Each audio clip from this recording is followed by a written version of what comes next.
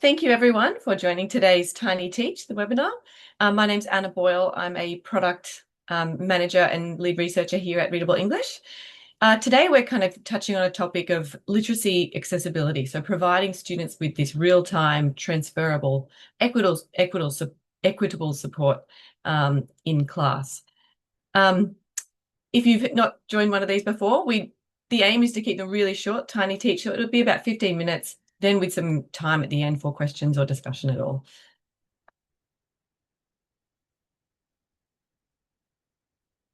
So I want to start with, we had the pleasure of hosting our inaugural Teacher Summit with some of our most engaged teachers of Readable English. One of the quotes that came through, this was from one of our teachers, Ben Bray. He kind of wrote this statement: one of the biggest challenges educators continue to face is accessibility.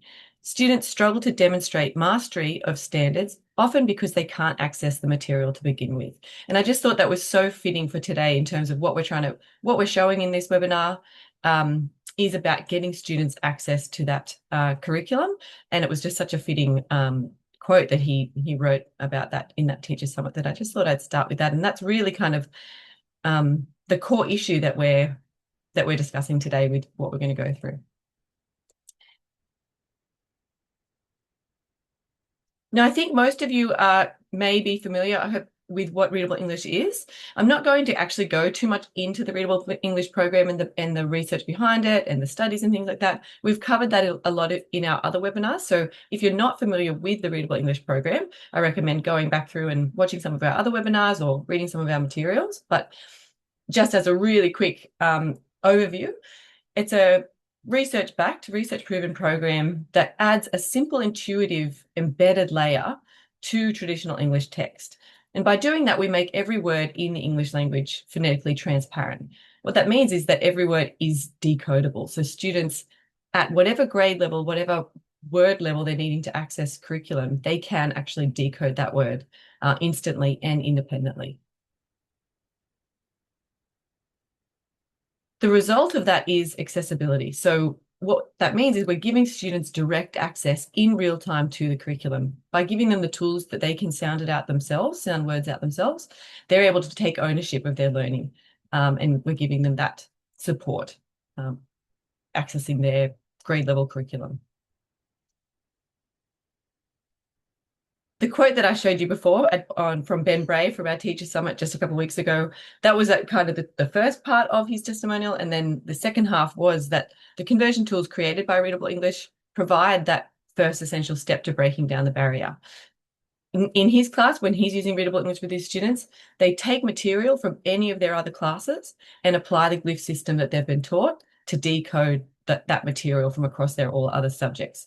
So that's really this kind of why I thought it was such a fitting quote to put in here today, in that it's exactly what we're here to show you today, our conversion tools and how to use them. I'm focusing specifically on the browser extension today, but just looking at how those tools can be taken and used across subjects.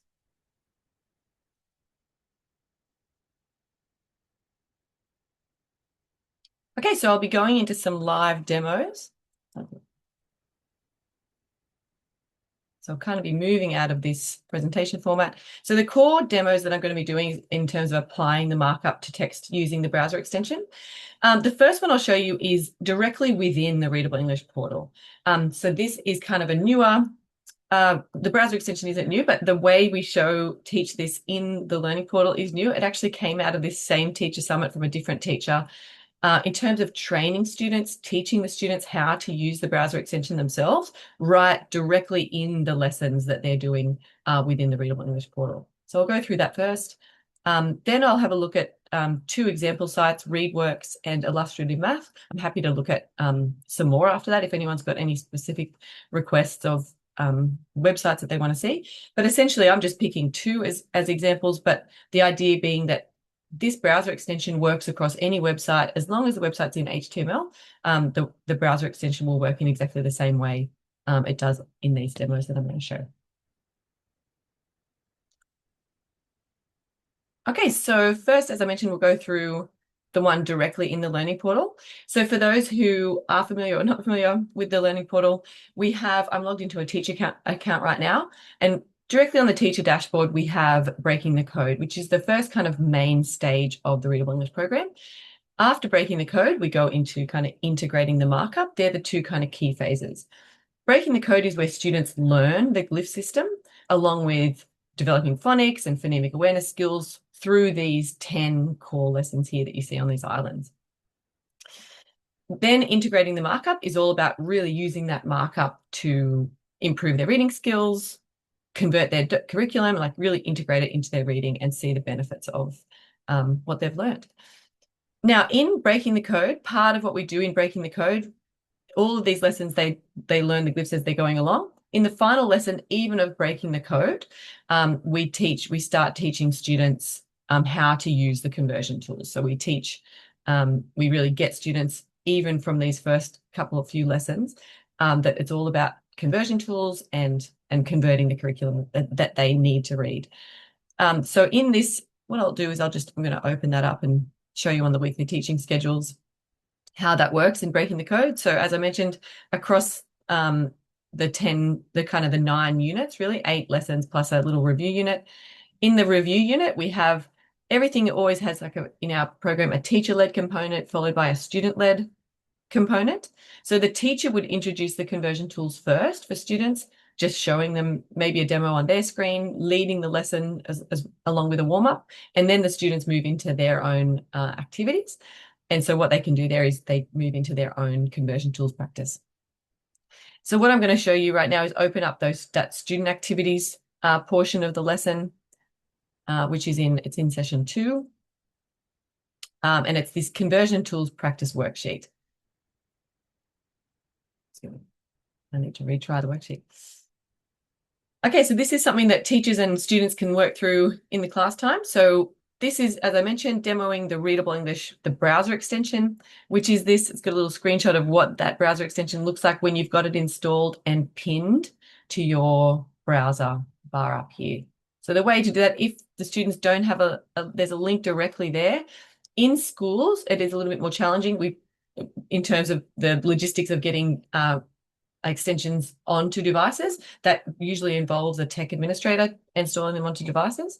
Once it's installed, you can use that pin icon there to pin the browser extension to the top of your browser.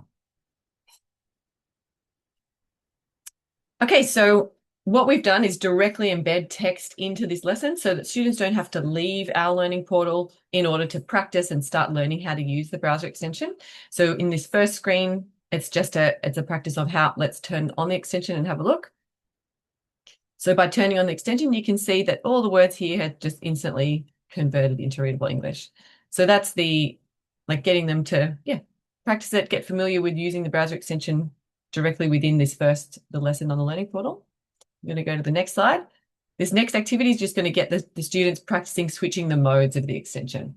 So you can see when I open up the extension here, we've got 2 modes. You can either use a convert the full page, which when you press the button, it converts all of the text into Readable English, or you can go to a mode where you convert on double click. And what that means is that you're converting single words at a time. So if I just click on this word here, I'm just converting that one word at a time. Switching.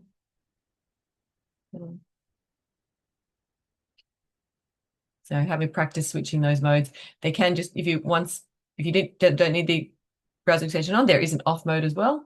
I'm going to go turn my mode back to the full convert mode.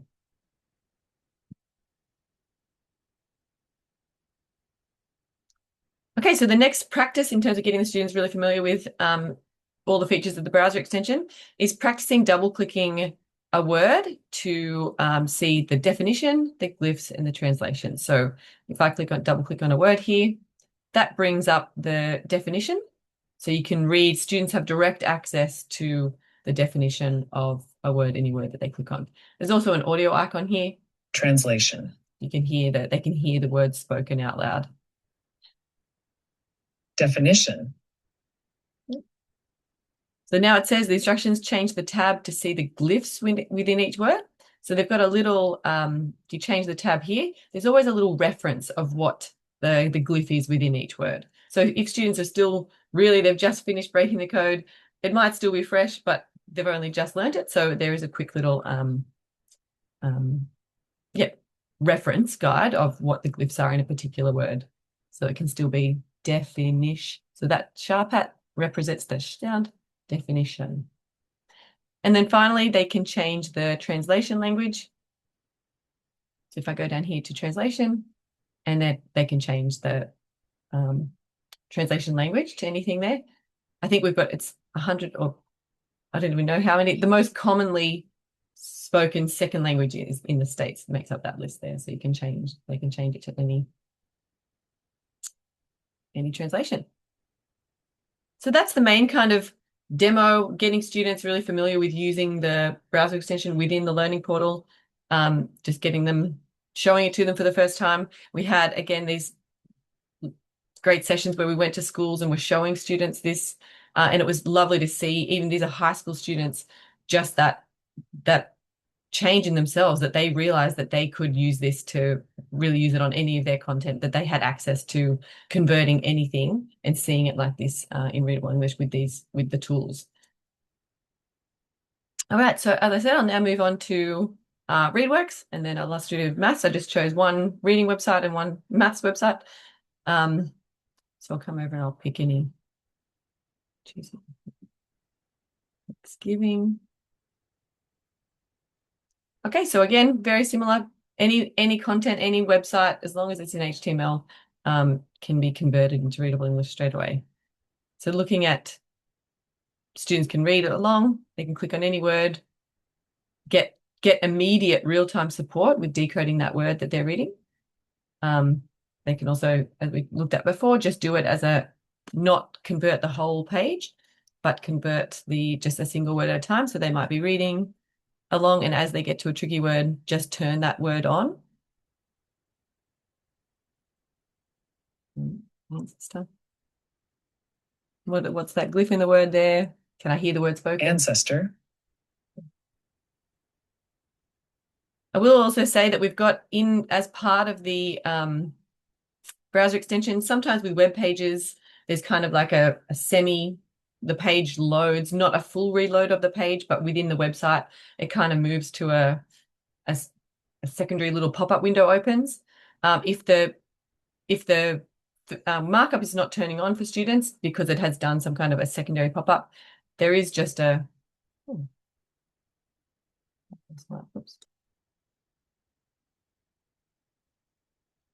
I'm going to refresh the page here.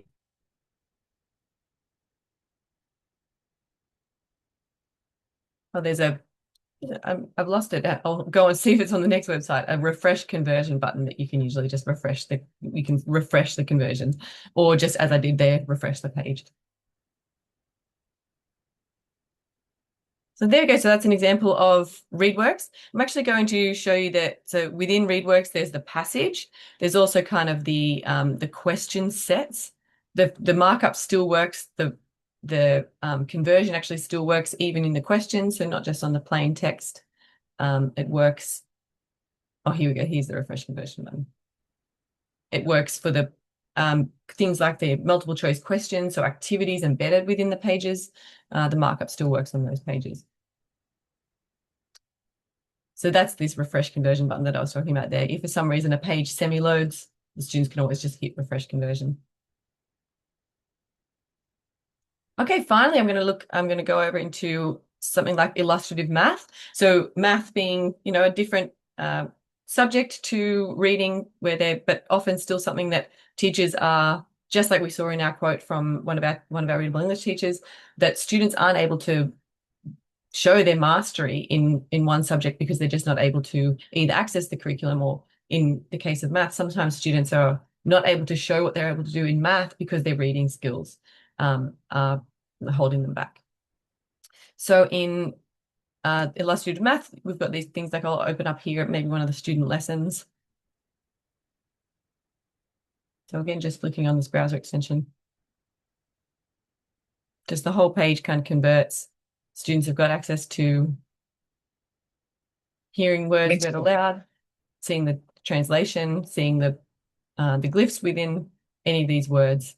So as they're doing different activities for maths, they've got the support to click on that conversion for any word. So what I really love about it, it's just that it's real time.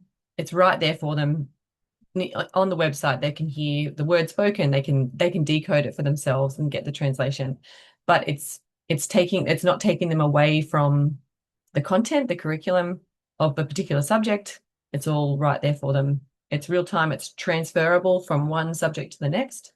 So yeah, that's kind of the end of what we wanted to get to here today. It's 8:18. That's the idea of these tiny teachers. It's really a short 15, 20 minutes of presentation, plus now time for any questions. So is there anyone, if you'd like to send them a question through the chat at all, if there's a specific website that you'd like me to go to test and demonstrate the conversion on. Thanks, Jamie. Wow, this is going to give students so much confidence. Thank you. Yeah, that's definitely what we've seen with these, especially our middle and high school students.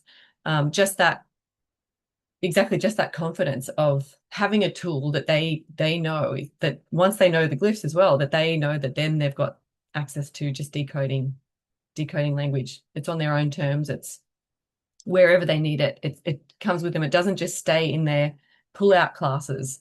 It's not that they only have access to Readable English only in their reading sessions. This is something that goes with them throughout the school day, at home, for reading pleasure.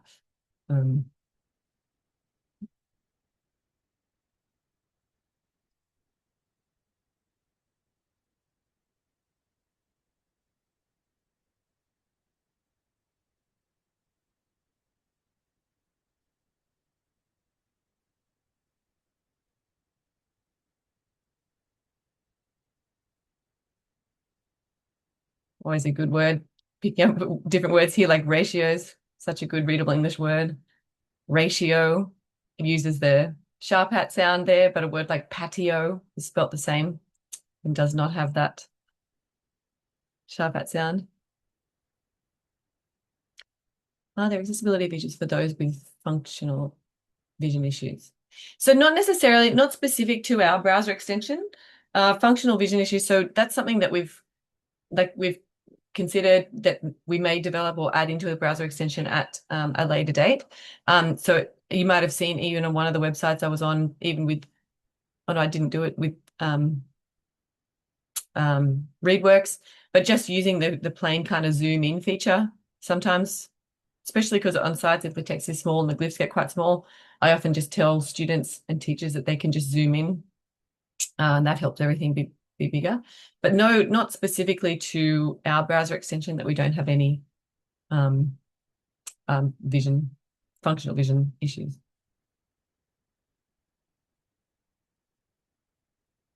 No, typically not. We've got all of our program in all of our studies, in all of our school cases, we've got benchmarking and progress monitoring assessments built in, but we also have the kind of 3 independent peer-reviewed studies that have all shown kind of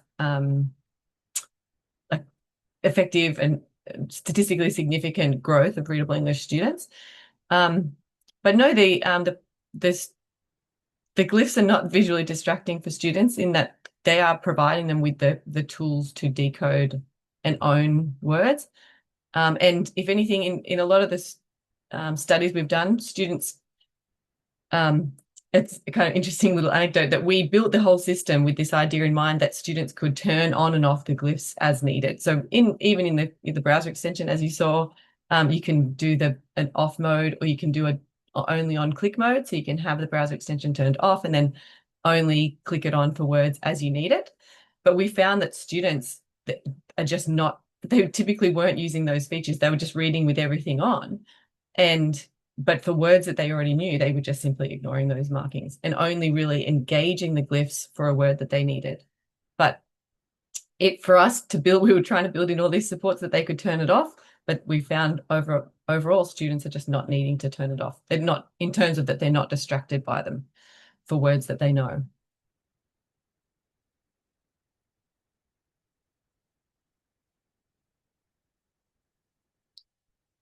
So we've just got a question here from Angela. How long does it generally take for students to learn the glyphs? What I'm going to do, I'm going to jump back to, sorry, a second question come in, but I'm just going to jump back here to our learning portal to answer the question about learning the glyphs. So in this little pop over here, we've got kind of some of our implementation options. So as I talked about, we have breaking the code, which is the real kind of glyph learning stage where we teach those 21 readable English glyphs, as well as do a lot of phonics and phonemic awareness skill work. And then we move into integrating the markup, which is where students apply the markup to their reading, whether it's their own content and curriculum, or they can use more of, we provide kind of a year's worth of content within the learning portal of structured lesson plans. So in terms of learning the glyphs, this breaking the code, how long does it take? It really depends who the students are. So you're going to have a difference in, we've got a range of students using Readable English from elementary all the way through to middle and high school, SPED and ELL. So we've got some kind of recommended models for teaching the glyphs depending on the population. So model one is we actually have a fully self-paced option where students can learn the glyphs on their own. And in that, they just work through the lessons, these independent lessons. It can actually take as little as 2.5 to 3 hours to kind of gain mastery of those 21 glyphs. That's for students who would be able to do that independent work. So ELL populations at levels 4 and 6, higher grade levels if they're general population, not SPED or something like that. We then have what we call like a fully teacher-led model, which is very structured, teacher-led student activities. That's where it's one session is mapped out every day for 6 weeks, a 30-minute session. So that then, because there's a lot more skill building that goes into it, teacher, structured literacy kind of elements, that works out to be about 15 hours over those 6 weeks. Or there's kind of a combined model that a lot of teachers use, which is using pieces of the teacher-led program, but still getting students to work independently, but just not doing all of the activities every single day. And so that one works out to be about 2 weeks at 30 minutes a day, so a total of 5 hours. So I hope that answered the question. How long does it typically take to learn the glyphs? Does depend on the population, but anywhere from 2.5 to 3 hours to up to 15 hours over 6 weeks for younger or struggling students. So the question here, do you suggest teaching the glyphs prior to using this technology? Yes. So yes, typically that's even in alignment, a lot of our Readable English program, we've aligned to the science of reading. So in terms of the 5 key reading skills, in the breaking the code phase, this first breaking the code phase is really kind of phonics and phonemic awareness focused. And then as we move into the structured lesson plans within the learning portal, that's where we really start focusing on fluency, vocabulary, and comprehension. The other part of our program that we align with the science of reading is that explicit teaching, and that structure is really important. So as part of that, so explicitly and with a scope and sequence, teaching those glyphs is kind of the methodology that we recommend. Can you give a printed material? Is this a separate component? So we do have some printed materials. We have the ability to create kind of any printed materials, but the majority of our program is an online program. I'm not sure exactly. So can you give a brief for what you can do, how you can convert printed materials? I think, is that what the question means? Yes, sure. So we have also, so as well as this is the one kind of main piece that I've demonstrated today is our browser extension, but we also have kind of other conversion tools. So that's just one of our conversion tools. I'm actually going to open some resources, these teaching resources here.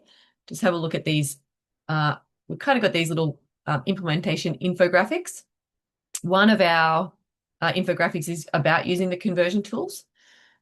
And so we've got 3 kind of core types of conversion tools. One is the browser extension that I've just shown you. We have an e-reader conversion, which takes text and or documents and converts it, but the final output is in an e-reader. So there's real kind of functionality, and that might address the question we had earlier about more vision related things. Our full e-reader has the capability to change font and background color, increase size, increase spacing and line spacing and things like that. So that the conversion types are kind of, we've designed them or created them so that students have that flexibility in viewing the content how they want or need. And then the final one, coming back to the print question, is PDF conversions. So that's converting PDFs and retaining the original formatting. So while it might not necessarily be print, if you've got a document in a PDF format, or even Word, or like Word documents, images can also be converted. You can upload and convert instantly PDFs. Welcome. So yeah, I'll scroll down this document. Yeah, so we've looked at the browser extension today. Yeah, as I said, so here's just an example of like the the e-reader conversion. So just like you can either upload a document, or it can be something like copy and pasting, just like with Google Translate, and just instantly converting that text. And then in the background here, you can see the e-reader with full functionality. So the spacing between letters has been increased here, or the spacing between lines can be adjusted. And same with the PDF conversions. A big part of, we had the e-reader functionality first. We enabled students to do this conversion, but we found that a lot of schools, you've already got PDFs in curriculum. You have a curriculum that's already formatted in a PDF. So it was useful and helpful to create something that could overlay the markup without changing the formatting of images and tables and things like that. So that's where our PDF conversions are really helpful for those static PDFs. Thanks, everyone. There's been some great questions coming through the chat. I really appreciate being able to answer questions that people have. We're right on. It's almost, we've taken it right to the 30 minutes. So I really appreciate everyone who joined today's webinar. We always kind of announce different webinars as we're going on Tiny Teachers, either about we try and do some science topics, some practical examples like today's browser extension examples. So keep an eye out for additional webinars. We hope to see you at another one. Thanks.